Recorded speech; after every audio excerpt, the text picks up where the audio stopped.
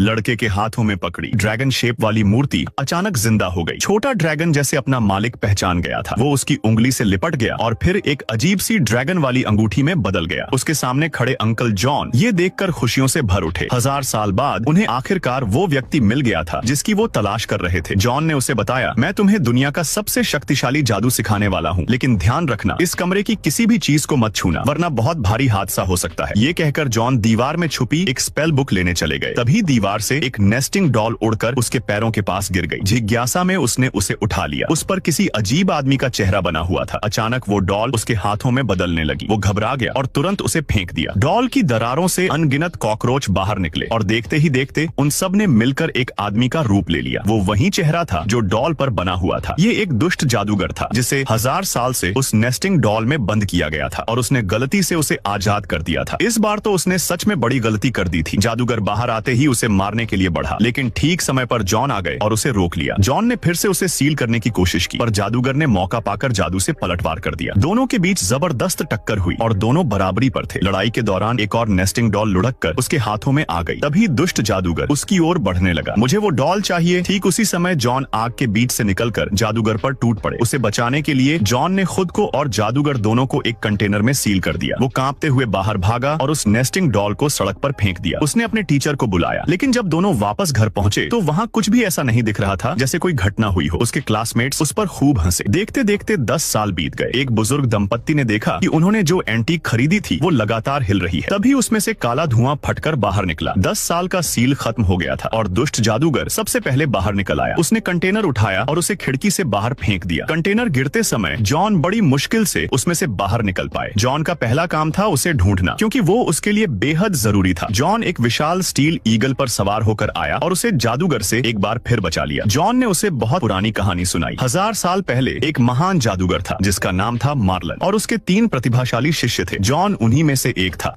और फिर video like करने पर पार्ट 2 मिल जाएगा।